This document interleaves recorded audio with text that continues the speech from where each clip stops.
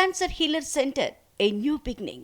MLC Marri Rajasekhar కు counter ఇచ్చారు మాజీ మంత్రి విడుదల రజని. వైసీపీ ఆయనకు అనేక అవకాశాలు ఇచ్చిందని చెప్పారు. కేసులు పెట్టించి వేధించే రాజకీయాలు తనకు తెలియవన్నారు.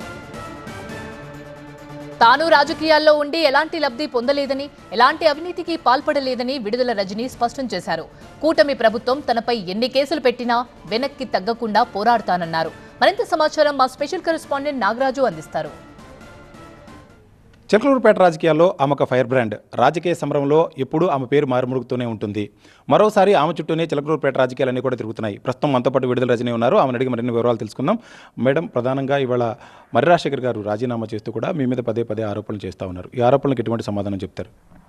రాజశేఖర్ గారు ఎప్పుడైతే వారి జర్నీ ఉందో మొత్తం కూడా తీసుకుంటే వైఎస్ఆర్ గారి కుటుంబం రాజశేఖర్ గారికి ఎంత వండగా ఉంది, గౌరవాన్ని ఇచ్చింది, ఎన్నో గొప్ప గొప్ప అవకాశాలు ఇచ్చి తన ఉనికిని పెంచినటువంటి పరిస్థితి.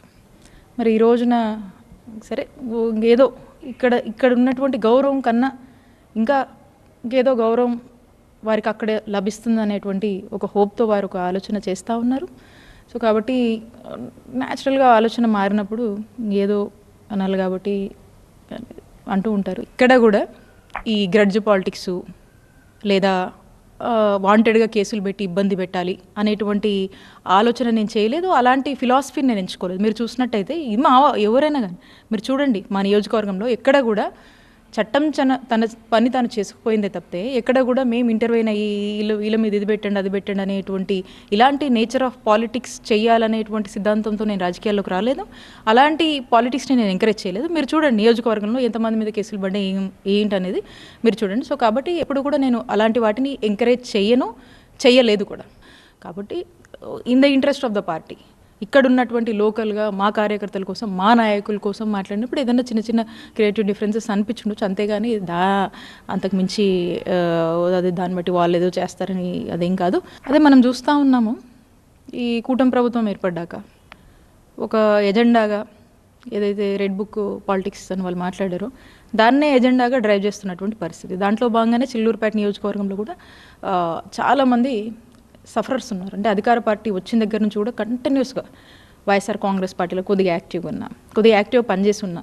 సో వాళ్ళందరినీ కూడా కాన్స్టెంట్గా ఈ పోలీస్ స్టేషన్లకు పిలవడము, వేధింపులు, రకరకాల ఇల్లీగల్ కేసులు పెట్టడము, బెదిరింపులు, తిరగొద్దని, యాక్టివ్గా ఉండొద్దని చెప్పి చేస్తూ ఉన్నారు. ఆ ప్రాసెస్లో నా మీద కూడా రకరకాల కేసులు పెట్టేటువంటి ప్రయత్నం పెట్టాలని చూస్తున్నారు. ఇక అది ఏ స్థాయిలో ఆలోచిస్తున్నారు అనేటువంటి విషయం ప్రజలందరికీ కూడా తెలుసు. కాబట్టి నేను ఒకటే చెప్తా ఉన్నాను, నేను నిజాయితీగా నా రూపాయి నేను ఖర్చు పెట్టుకొని ప్రజలకు మేలు చేయాలి, ప్రజలకు సేవ చేయాలనేటువంటి ఉద్దేశంతో నేను రాజకీయాల్లోకి వచ్చా. రాజకీయాల వల్ల ఏదో లబ్ధి పొందాలని అయితే ఉద్దేశంతో నేను రాలా. మీరు భయపడితేనో, మీరు కేసులు పెడితేనో, మీరు ఇంకేదో చేస్తే ఇక్కడ ఎవరు భయపడరు. మా వెనకాల వైఎస్ఆర్ కాంగ్రెస్ పార్టీ ఉంది, మా నాయకుడు జగన్మోహన్ రెడ్డి గారు ఉన్నారు. ఇది ముఖ్యంగా రాజకీయాలకి సేవ చేయడానికి వచ్చాను కాబట్టి ఏ విధమైన సరే తప్పుడు కేసులు పెట్టినా ఎదుర్కోవడానికి సిద్ధంగా ఉన్నాం. రానున్న రోజుల్లో వీటన్నిటిని కూడా ఫేస్ చేసి ప్రజల దీవెనలు పొందుతామని విడుదల రజని అంటున్నారు. కెమెరామెన్ నాగరాజు, చిలకలూరుపేట, పల్నాడు జిల్లా. Cancer healer centre, a new beginning.